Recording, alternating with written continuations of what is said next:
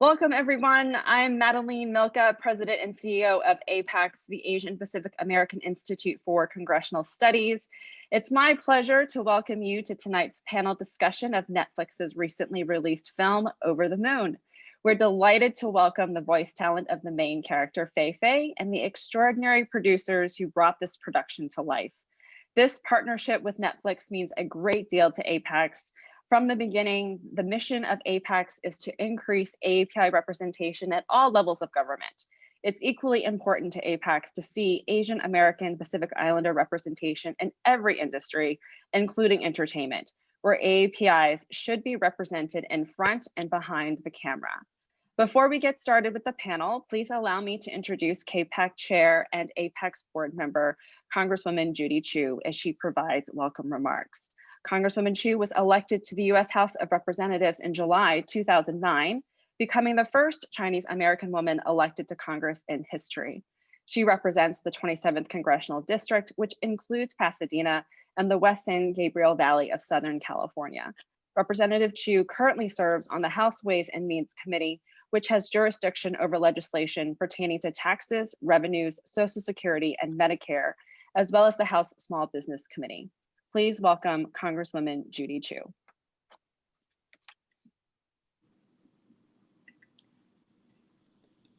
Hello, I'm Congressmember Judy Chu, and as the chair of the Congressional Asian Pacific American Caucus, or what we call KPAC, I'm so thrilled to help introduce this amazing panel discussion for Netflix's new film, Over the Moon. The movies and television shows that we watch help shape our understanding of the world around us. For instance, even people who do not celebrate Christmas are totally familiar with the story and the traditions. But how many people know about the Moon Festival and the legend of Chinese moon goddess Chang'e? That's why this film, which centers around the Asian experience with Asian American actors, animators, and producers, means so much to me. You see, when I was growing up, Asian Americans and Pacific Islanders were invisible in the media. In fact, there was a show called Bonanza that had a cook, Hop Sing, and my family and I would wait for him to appear. But we had to be careful not to sneeze because he would disappear so fast. And when an API actor was cast, it was usually in the role of a sidekick or a secondary character, never the lead role. The lack of AAPI role models when I was younger affected entire generations, including myself, who did not even dare to dream to go higher. But with this film and others like Crazy, Rich Asians, and The Farewell, we're getting stories where AAPIs are finally able to see themselves reflected on screen and portrayed as dynamic characters rather than just as stereotypes. And that's what's so wonderful about this beautifully animated film. It's both universally relatable, but also includes elements that are so culturally unique. Whether it's seeing the main star Fei Fei enjoying a boba tea while she works, or the way her family members interact and show their love for each other, this movie reflects our lived experiences. It's not just a window into an Asian home, it's an open door and a seat at a traditional meal with a family who could very well be an extension of our own. Movies like this help young Asian Americans know that their heritage, culture, and stories matter, and that their experiences are worth sharing with the world. And with Fei Fei, this film is encouraging more young girls of all backgrounds to literally shoot for the moon. So thank you again for all the incredible work that went into this movie, and thank you for sharing such an authentic, hopeful, and inspiring story with a new generation. By expanding what we see in our media, you're expanding what children today can dream for themselves. And whether it is building a rocket or running for office, I know that the more we celebrate diversity, the better we all will be.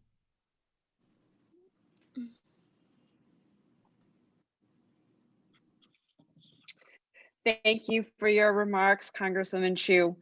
For tonight's panel's discussion, we have MSNBC anchor and filmmaker Richard Louie, no stranger to working with APAICS. Richard is a thought leader at the intersection of media, social impact, and storytelling. He is a content and digital social specialist with 30 years of experience in network television, technology, and business. Currently, he is a journalist and news anchor for MSNBC and NBC News. Before that, he was news anchor at CNN Worldwide, where he became the first Asian American male to anchor a daily national news broadcast in the United States. His most recent film is a documentary called Sky Blossom. As a caregiver himself, Richard was inspired to tell the stories of the millions of teens and millennials caring for injured veterans and service members in homes across America. It has a world premiere at the Kennedy Center on Veterans Day, November the 11th. Let's welcome Richard Louie. Madeline, good to see you. And how much fun is this panel going to be? Thank you all for being here. And it's always a pleasure to join APAICS in all of its program each and every year. And, these things don't necessarily fit together so nicely, but that's why this is such a good gathering tonight. We get to talk about Over the Moon. And again, as Madeline was mentioning, the teamwork between Netflix as well as APAICS is so important here. I want to introduce our panel. This is a rare sort of talk back. We have Kathy Ang. She's the voice of Fei Fei, and she's joining us. Hey, what's up, Kathy? Janet Yang, executive producer, also here with us. Jenny Rim, producer. Palin Chow, also here and producer. And it's great to have all of you here. And I guess we'll start with you, Kathy. Folks who have been able to watch it, I've watched Over the Moon twice, and you've heard the expression, I'm over the moon about it. To you, Kathy, on this, how did you meet the filmmakers? How were you found, I guess? That's always the question. There is definitely a lot of luck involved, but it's actually Jenny Rim, who you're seeing right here. Jenny Rim, one of the producers on Over the Moon, really just took a chance on me. She put me on a different project called Age of Sail, which was a Google Spotlight story. And she just took a chance on my voice, and we started working together, and she's just, been lifting me up the entire time and decided to bring me in to record some demos for Over the Moon. It was early in the process. This was in 2018, and we were still storyboarding, and she just believed in me and really pushed for me. And then they brought me in to record some demos, and something happened at that record where I think I really connected with Fei Fei in such a deep way, and ever since then she's just felt like a part of my soul, and they all agreed to let me stay on the project. So since then, yeah, but it was really people fighting for me and taking a chance and believing in me. That is awesome. And Janet, this is nothing, not like this was not new, but we are not new to this space, certainly. Golden Globe and Emmy Award winning, that's who you are. And you decided, I want to do this project. Give me a sense here for you, Janet, as you were entertaining Over the Moon. What was the original inspiration? I've always been searching, scanning, thinking about multicultural projects, really, from the very beginning. And having spent a lot of time in China and knowing the rich history and culture, I thought there's got to be something there that would translate to a global audience. That was always my goal, and it continues to be, because I feel like there's so much misunderstanding in business and politics and education everywhere due to the lack of representation we see on screen. We're so affected by what we see and what we imbibe more now than ever. And fortunately, I had the amazing opportunity to go visit Pearl Studios when Palin Chow was running it. And they, of course, had amassed this group of people who were particularly interested in Chinese stories or Chinese influence stories that would eventually see, land on a global platform. So that was when I first pitched the story of a young girl who wanted to go to the moon, but the moon goddess is something that's very, very well known in Chinese culture. And we celebrate her every year with moon cakes during the Mid-Autumn Festival. And she's up there with a bunny rabbit. I mean, it was already ripe with just incredible richness to the imagination. And then the fact that, it's a perennial, and we think about her all the time. And she's kind of mysterious, but it represents love and something very magical. And I thought ideally it would be about a girl living in contemporary China, because that would make it ideal, optimally relatable. So that's how Fei Fei was birthed, and that's how Kathy became her. I mean, she really became her, or Feifei became what they became one. They Feifei became one, exactly. one, yeah. Jenny and then Palin, talk about developing the project. Palin, to you first on this, and talk about writing the script and Audrey Wells. Sure. So after that landmark day and moment where Janet pitched the project, we decided pretty much right away that we wanted to develop it into a film. And we worked on it with the internal team, development team at Pearl. We worked with Janet to kind of develop just a one-page overview of where the story might go. And from there, we just started to look for the right writer to write the project. And we ended up hiring Audrey Wells. It was a dream come true to have Audrey want to write the project. I've been a fan of hers for her whole career, and she has an amazing history of writing really beautiful, strong female characters. And Audrey connected with the idea of Feifei right away. She we pitched her the log line, and she said, you want me to write the story of a little girl who decides to build her own rocket ship to go to the moon? That's the most wonderful thing I ever heard. So she was kind of in right from the beginning. And she worked on the project initially for about 3 or 4 months on an outline, and then another 5 or 6 months she delivered the first draft of the script.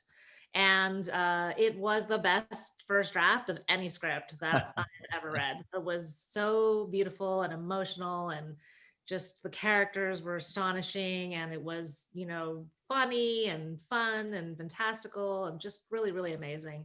And she shared with me that it was the most important script she had ever written. And that was saying a lot, coming from someone that had done such amazing projects. And I didn't know at the time, but Audrey was sick, and she knew she was sick. And she shared that with me a bit later on, when the film was already moving towards production. And she pretty much knew that she would not live to see the film be completed. And she shared that the film, really, she had written it as a love letter for her daughter and her husband, and wanted to share with them that even though she couldn't be with them physically, that the love that they shared would last forever. And also to give them permission to open their hearts and move forward and love new people. And all of that was really, really so important to her. And her spirit was a guiding force through the entire making of this film. She did live to see the first screening, which we're so grateful for, and she loved it. And that's why our film is dedicated to Audrey Wells. What did her family say when they saw it, Palin? They really love the film. They I think are so happy. They feel like it embodies the message that Audrey intended. And they've been so wonderful through the whole process. They've been involved. They've seen all the screenings. And it's really been so meaningful to have them continue to be involved and to have them love the film. That means so much, I know, to all of us. Wow. Jenny, yeah, I'm learning from all of you how you became involved, and there are some very important reasons as to why. How did you get involved, Jenny? Well, I was approached by Palin alongside our beloved director, Glenn Keane. But Glenn and I had just finished a film called Dear Basketball with Kobe Bryant, and we were bringing it to Annecy, which is a film festival in France, and it's kind of the premier place for animation. And Glenn was giving this presentation about really his philosophy on creativity and life. And it was called Thinking Like a Child. And in that audience was Palin and Melissa Cobb, who is now at Netflix, but was also part of the development of this project. And they heard Glenn talk, and he was so inspiring. And I think everything that he was talking about touched on this amazing character, Fei Fei, and what this character really represented. And they just thought, this person has to direct this film. And Palin kind of went on this stalker mission to find us afterwards. And luckily we were able to connect, not at NSC, but later on.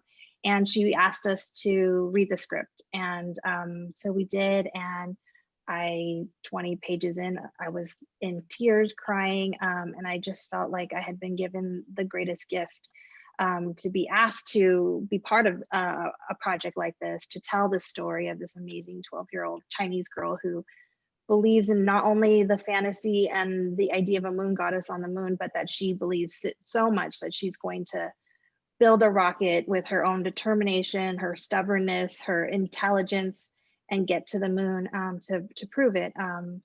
So I just was, we basically just said yes, of course.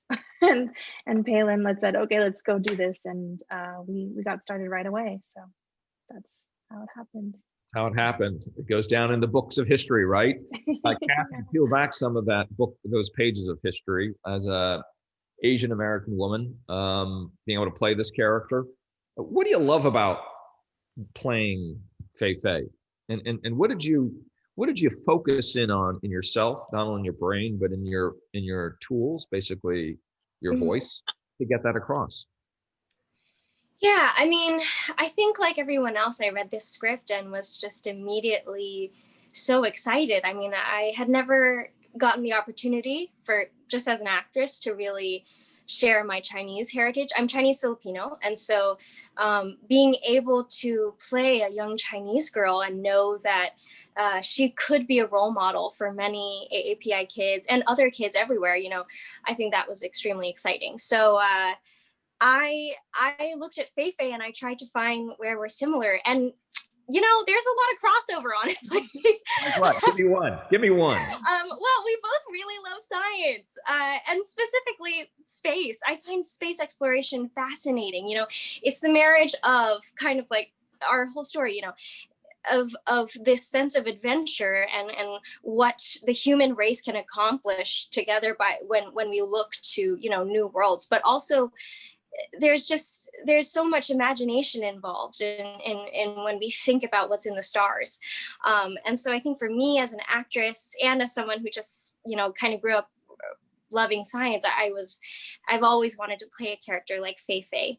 And, we get to watch her throughout the movie, exercise her creativity. She's an inspired young girl who uses her love for problem solving. She uses her intelligence to problem solve all the time, and she never gives up. And when she's facing a problem, she's excited about it. She's excited at the opportunity to knock down those barriers and find solutions. And I don't know, there's something about the passion in that I just think is the perfect example of what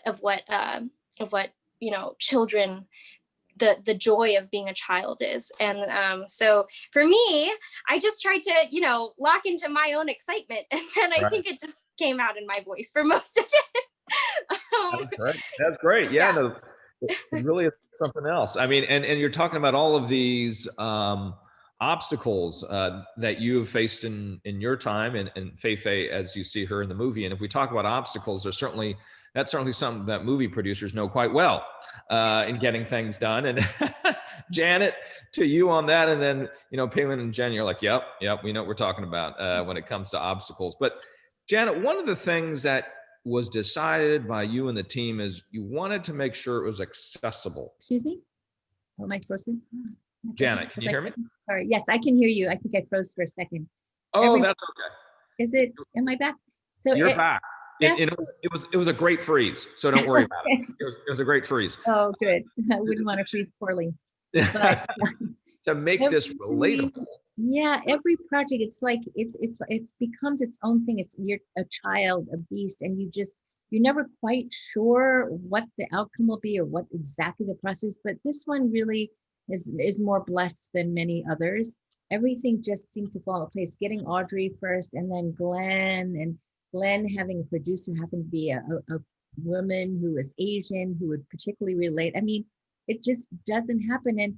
And I do give a lot of credit to the original Pearl Studios, who had this notion of really combining elements of East and West. It's something that many companies have tried, and most have not been that successful, but to really be able to blend these cultures and find a way. So it helped me fulfill my fantasy that underneath every culture is something very universal, the human element, the way that basic fundamental feelings that we all have, and being able to make it very specific and authentic.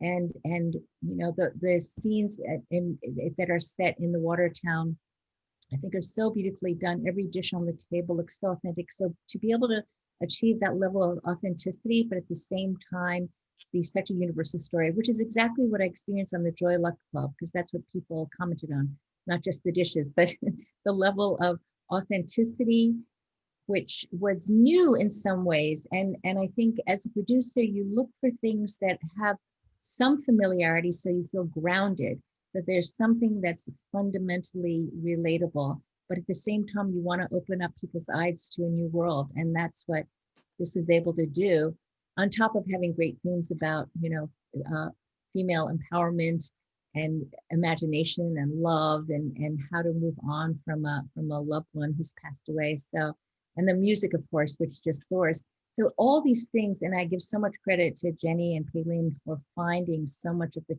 talent and bring it all together. You know, animation is obviously a much longer process than live action. I could not be there every day the way they were, and the way it all came together from what I could see. And it was so, every screening that I went to, even before any animation was done, when it was just drawings that Glenn did, and that it starts with him, because the first few drawings that I saw, there was so much emotion he captured, so much depth in each character and each animal.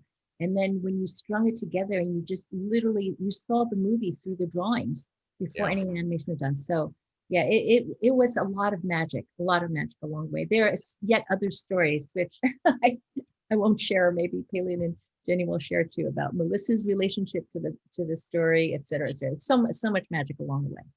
Yeah, animation is magic, and we're going to get into that a little bit more in a second. But I wanted to take what you brought up, Janet, and ask Jenny and Paylin about that issue that has been talked about in recent years. Janet, you know, as one of the pioneers, really had to push through it as well. And we're talking about not only people of color, we're also talking about women in spaces that all of you occupy to get this film done. Can you both reflect on that? And I'm sure you didn't get up every day necessarily thinking, okay, we're an all-female crew here and we're going to get this done. You're probably thinking, I'm going to get this done. But Jenny and Paylin, don't let me put words in your mouth. Well, I can jump in here, and Yeah. I can just say that it doesn't happen unless you're supported. Like for me in my role, I felt completely encouraged and supported to go after the crew that I felt was my dream crew, which was as authentically Chinese and also female driven and led. And that really was because, you know, Paylin and Janet and Melissa, and Glenn, our director, was like, yeah, go make this crew. Like they just really wholeheartedly trusted me to build this team around this film. We wanted to make sure that we had as many authentic voices, from our production assistants to our character designers to modelers to animators, our lighting team, every single person. If there could be someone who had a familiarity with the Chinese culture, with the legend of Chang'e, or just one being a female, is that you're bringing that to the table. You're bringing that perspective, so that when we're all collaborating, and animation is an incredibly collaborative process because there's hundreds of people that go into making it. And we all have to work together to kind of bring this entire project to completion. That if you have those voices every moment of every step of the way, it is going to influence. It's going to be there as a sounding board. When you get into those places, like for an animator, if they're going to do a performance with Kathy's voice, and perhaps it's a male animator that's doing it, but he's surrounded by female animators that he could go to and say, hey, what do you think of this performance? Does this feel right to you? Or, you know, when Glenn, he always talks about specifically gestures that are culturally authentic. When Fei takes the mooncakes from the Shizong, it needs to be accurate. It, you know, those nuances that only an eye that's very familiar and having grown up with it would know that. Glenn really leaned into his team to make sure that he was accurately portraying this girl's life and all of the relationships authentically. And it's one, there's the cultural aspect, but there's also just the human experience of what Fei and this family is going through. That there's so many layers in there, and we spent so much time as a team openly talking about them and being really honest about what is the authenticity behind all those things. And we spent hours and we redid scenes so many times because we really wanted to get it right. So yeah, it really made a difference that we could have this team that was reflected, you know, those perspectives all the way through. How lucky are you, Jenny? How lucky are you, Palin, to have that? I for my film, I did a little bit of animation and I worked with Davey Liu, and he said when he was working on Beauty and the Beast, he was the only API in the room. And so when they were thinking of some of the Asian characters, they looked at him, and his face became, again, the young prince in Beauty and the Beast. And now you're able to have this embarrassment of riches. And I mean it in a good way, but you know what I mean, Palin. Yes. I mean, I'm certainly not unfamiliar with that fight. I've had that fight for decades throughout my entire career. And I have to say, part of why this project was so special is I think it actually is the very first time in my entire career I didn't have to have that fight. Wow. And, you know, a lot of that credit also goes to Netflix and Pearl Studio being co-production partners that really, really embraced this story and wanted to tell this story. And, you know, it wasn't the perspective of, you know, we like the story, so we'll tell it even though it's Chinese, which might have a smaller audience. It was much more of, we love the story and we want to tell the story because it is Chinese, and we want to lean into that, and we want to celebrate that and make it absolutely as authentic as possible. And I think that made such a huge difference, that was kind of our guiding force throughout of it. We did not have to fight to get an all Asian cast. Everyone wanted an all Asian cast. Nobody ever asked me to make one of the characters white. Nobody ever asked me to change Chang'e's name because they were afraid people couldn't pronounce it. None of those things were part of the story of this film.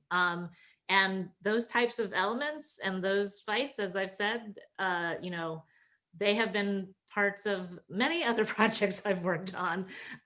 So, you know, that definitely was a huge part of what enabled us to make this film the way we did. And we definitely feel really, really lucky. We want to encourage everybody who's joining us today on Facebook, as well as anywhere else you're watching this, to ask questions. You can go to the Q&A, and we're going to get through as many of them as we can. We're going to start that very shortly. Again, Over the Moon on Netflix, and you could just been able to get some of the flavor of how original this feature animation is and how it came together. And I'm going to get to a special guest in just a moment.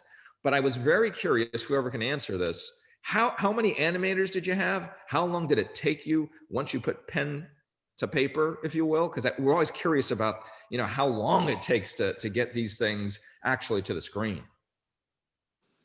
Yeah, this is the shortest film that time-wise that we had.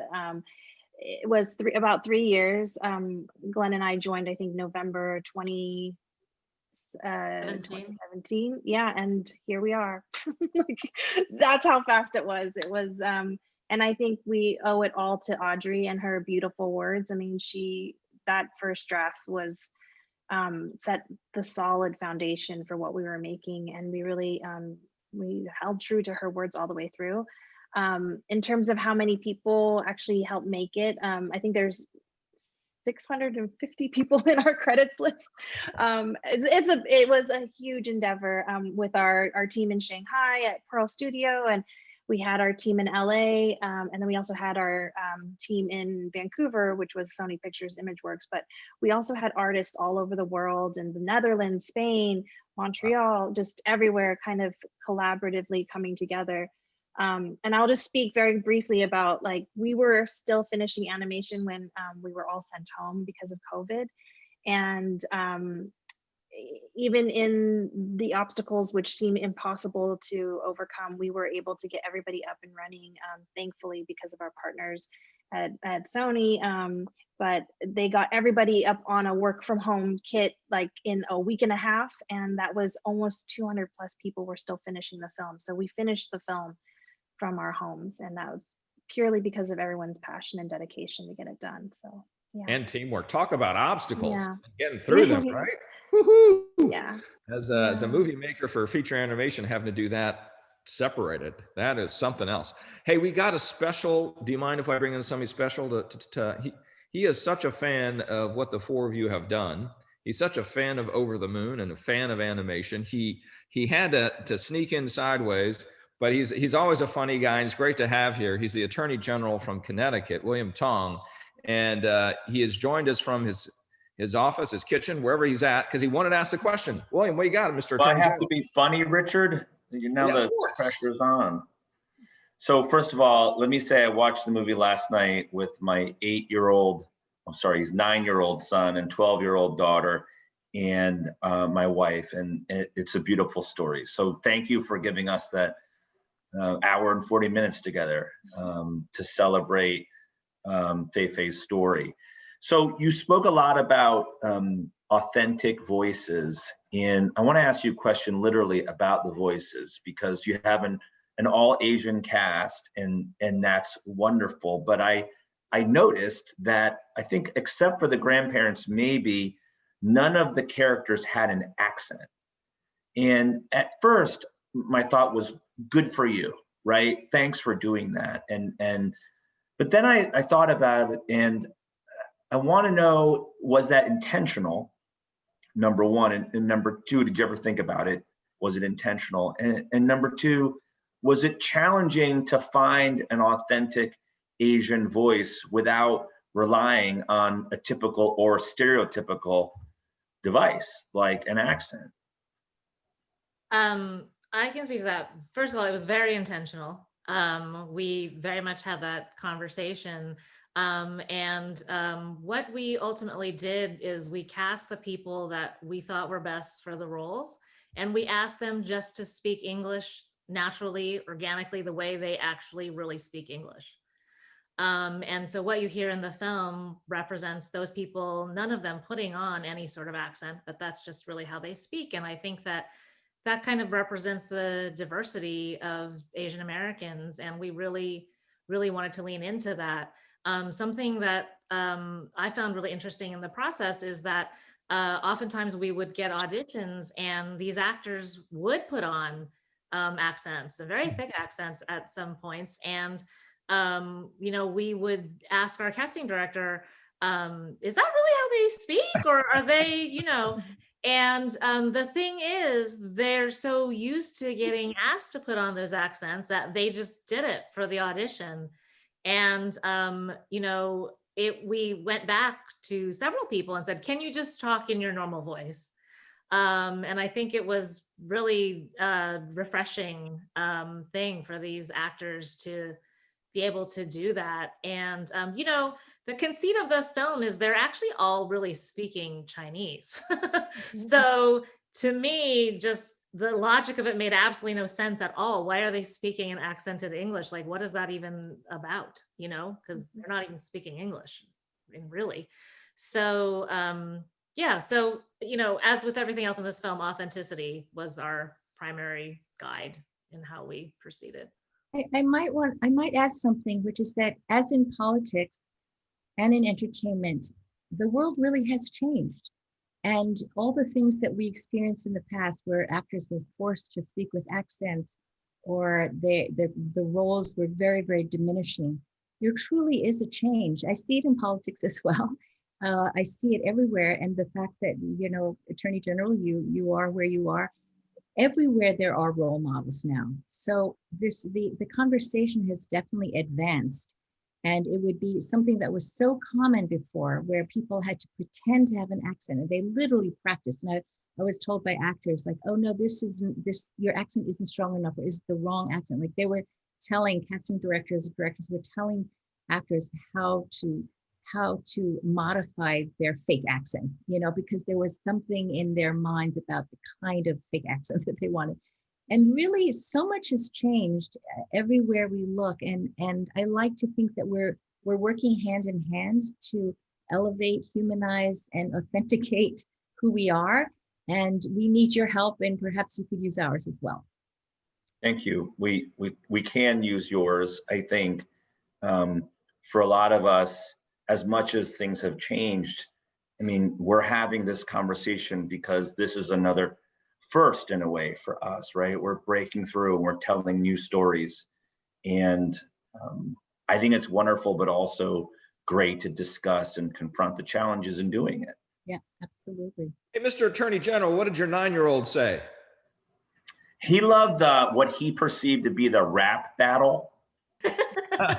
So halfway through, he grabs the Apple TV remote and he's like rewinding back to the rap battle. And I'm like, I'm trying to have a moment with this film, kid, and like draw out its inner meaning, and you want to see the rap battle. I'm so glad we kept that. Glenn at one time was wondering, do you remember? He was like, should we keep this or not? Well, there's your focus. There's your focus group testing, Janet.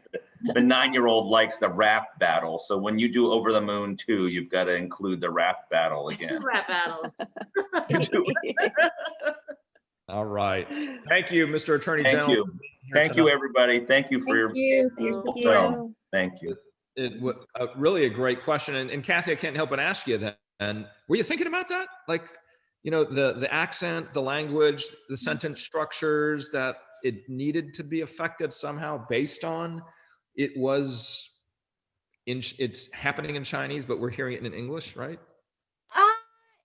No, I mean, I think I'm like any good actor, I wanted to do my research, but just the fact that I was Chinese and that I could already recognize much of what was going on in that screenplay, you know, has happened exactly the same way in my family.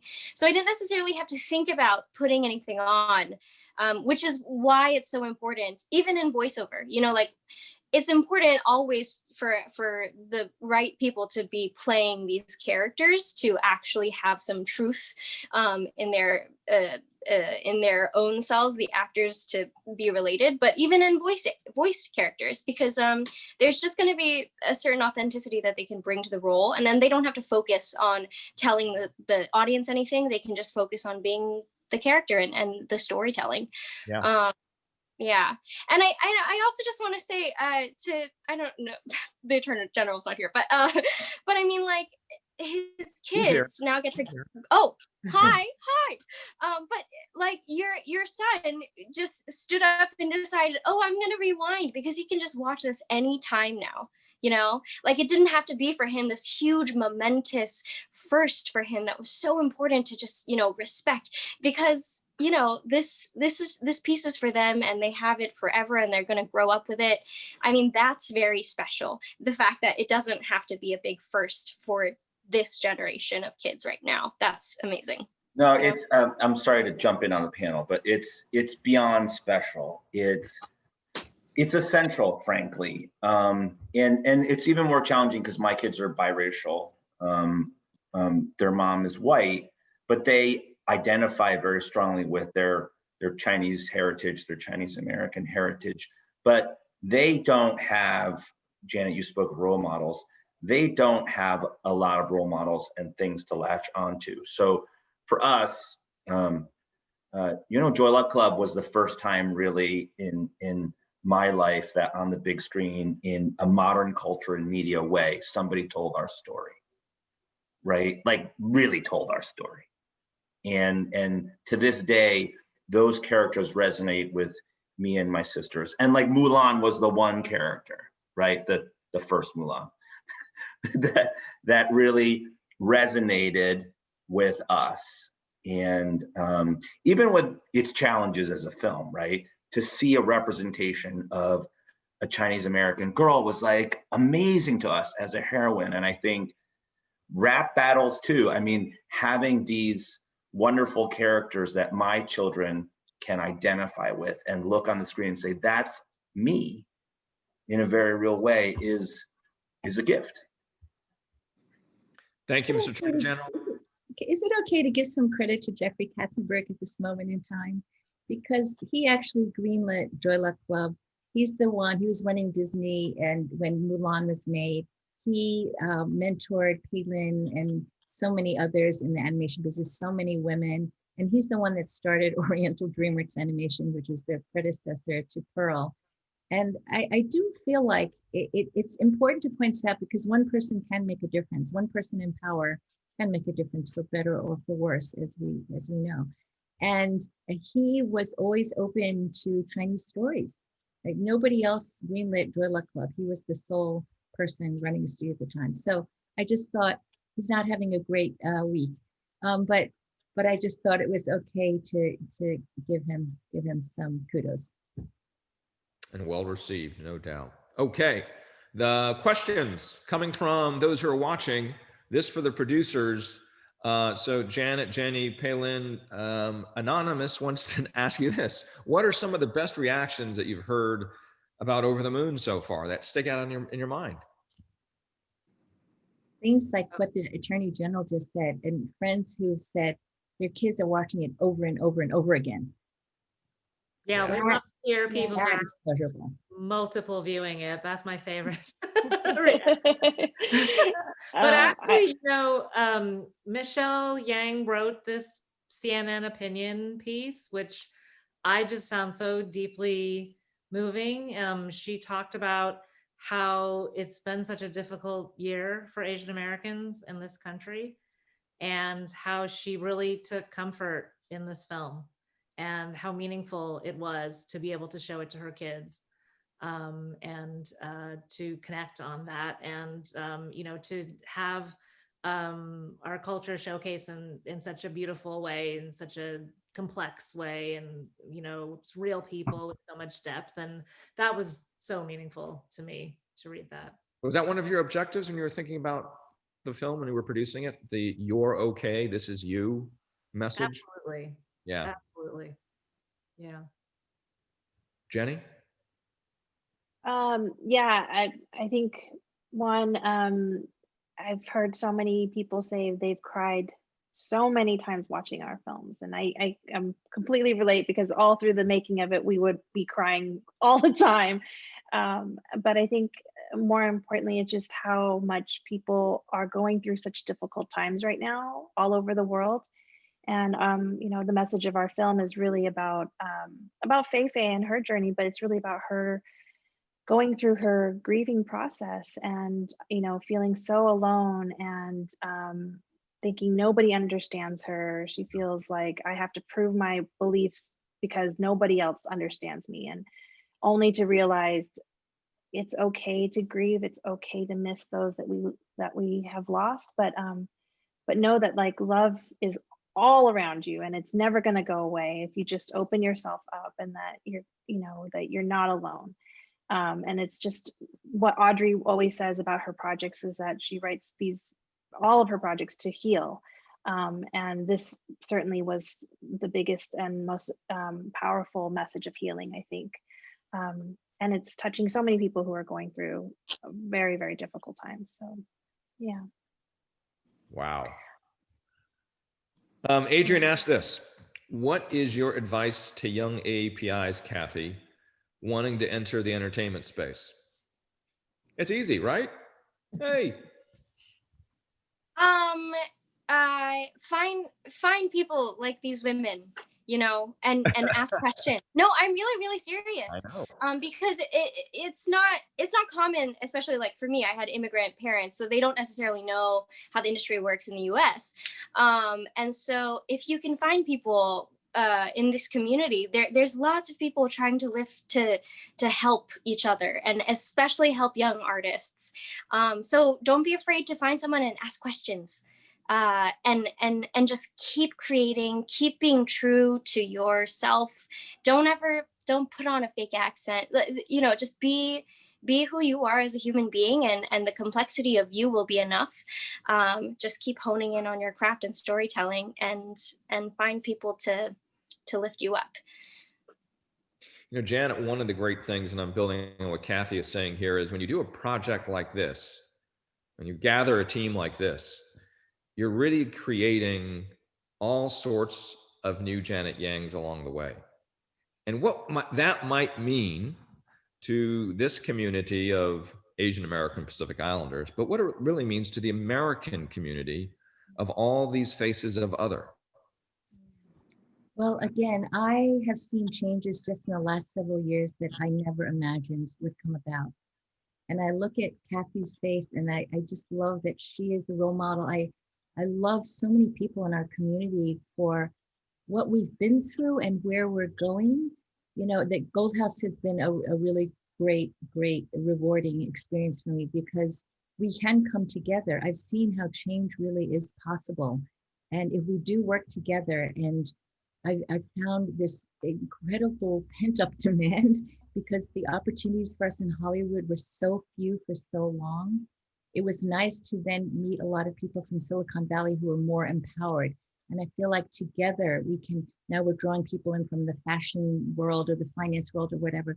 We have a lot of strength in our community. We have numbers, and we have passion, and we have skills, and we have resources. So that's been incredible. And there is nothing more pleasurable than finding that there are new role models every day, so that soon we are, I believe, a critical mass. And it feels wonderful to have a kind of both a sense of power, but the community that never existed.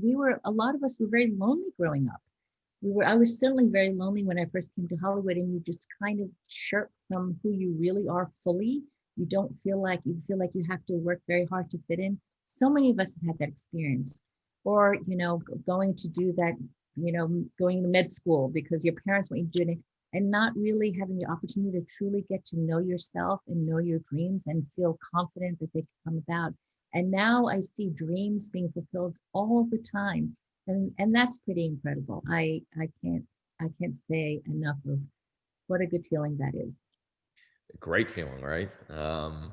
So to the producers here, all three of you, as you think about this, what were some of the key relationships that got this to the finish line? And how was it originally sold, bought, checked off, greenlit? What was that? Because that's always the tough part, right? You got the concept, you get it greenlit, and then you got to get it done. You get it done by partnerships and great people like the four of you are. I would say the number one force in all of that is Glenn Keane, our director, who, decades of history with Disney, one of probably the most legendary living animator today, created Aladdin, Little Mermaid, Pocahontas, the Rapunzel. The list is endless. And the moment he came on board, this really became real.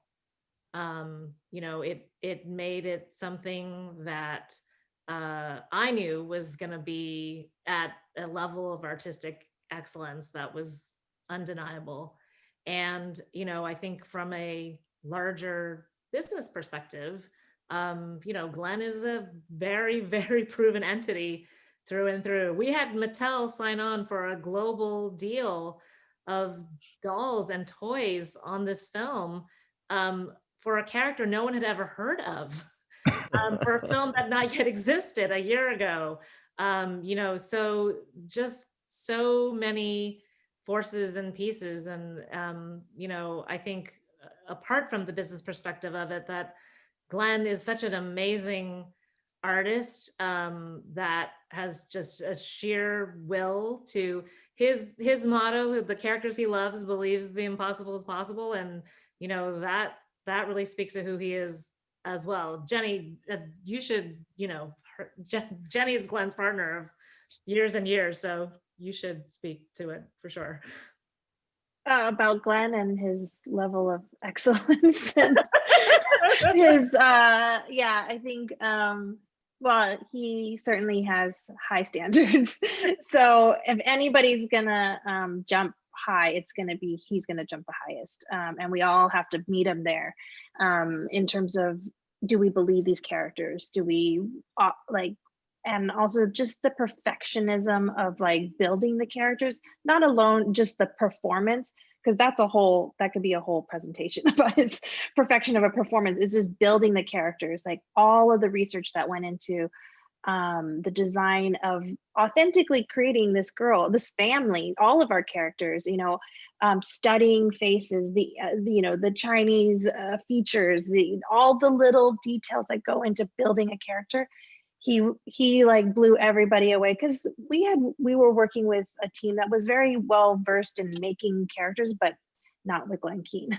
And they were like, oh, okay, we're really gonna have to lean in here and like challenge ourselves more than we've ever. And I think that you see why these performances can actually hit these expressions, these micro expressions, is because all of that inner working of the modeling and the rigging is there and exists so that you can get those performances. So that's how he, yeah, that's just one level of it, but storytelling, the music, the emotion in the dialogue, all of those things, he certainly did push us to our highest levels. So yeah.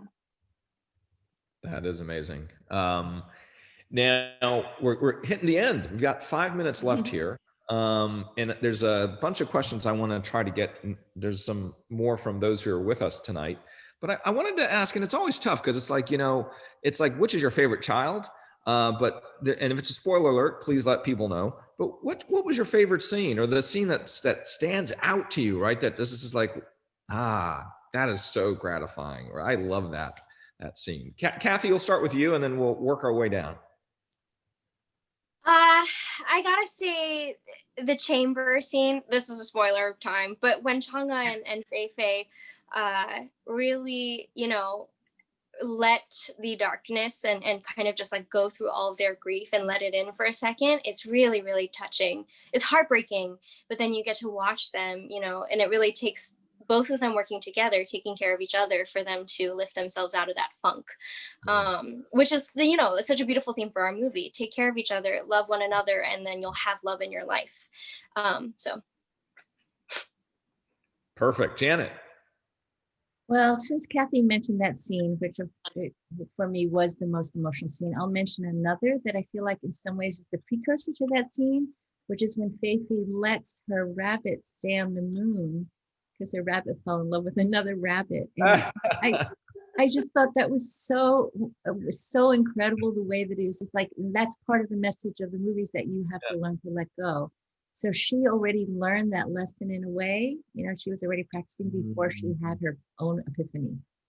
Passing it on, right, Janet? Yeah, exactly. What about you, Jenny?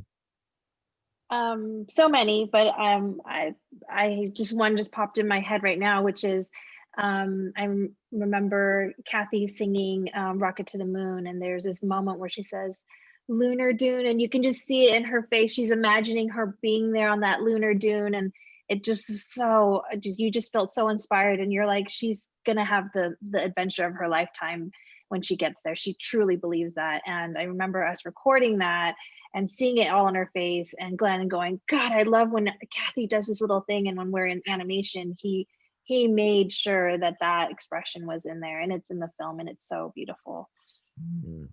All right, Palin. I really love so many of the emotional scenes in the film, and that's usually what my answer is. But actually, I was thinking today about what a remarkable moment it is when Fei Fei first meets Chang'e and sees her for the first time. and the coming together of so many forces to deliver how fabulous she is in that moment. Philippa Sue voicing it, and her costume designed by Guopei, and the song itself written by our trio of songwriters, Chris Curtis, Margie Duffield, and Helen Park, and the choreography by the remarkable Kyle Hanagami, and all Asians in every aspect and facet of it, and just kind of blows you out of the water and gives her that big goddess entrance. That's pretty cool too.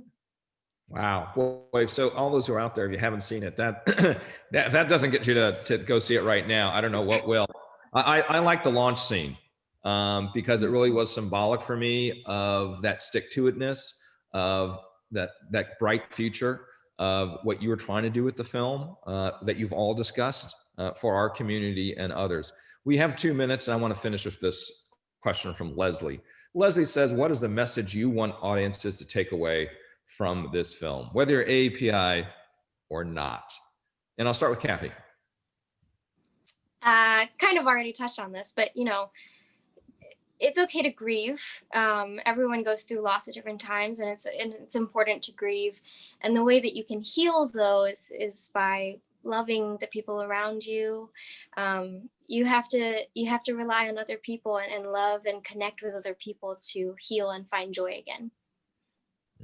Perfect. Jenny?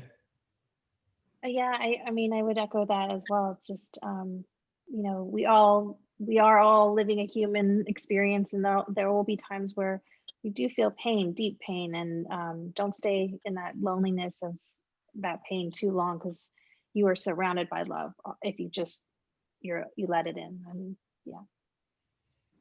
Paylin? I would say go for your dreams. Believe in yourself. Believe that what you want is attainable. Whether you want to be an actress or make movies or build a rocket to the moon, go for it. And you get all that in the movie. Janet, what was your, what's that message? It took all my answers because it's very much love and joy and healing. And as Glenn would say, believing the impossible is possible. And I think it's also about sometimes letting go and trusting. You just have to trust and believe that things, having faith that things will work out in the end. Well, thank you, all 4 of you. Over the Moon on Netflix right now. Kathy, Janet, Jenny, Paylin, it was a great conversation, and hats off to you on doing something that is truly amazing. When all of us as the audience were able to watch it, I know often we don't get to say this, but look at that. That's an all Asian cast. How about that? And not only the people in front of the camera, the people behind the camera. So congratulations. And please, I hope you start Over the Moon 2 in about 1 day when the new month starts. You promise that? With the 2 rap battles. There you go. Thank you, Richard. Thank you. On behalf of APAICS, thank you everybody for being here. Thank you all. Thank you. Bye.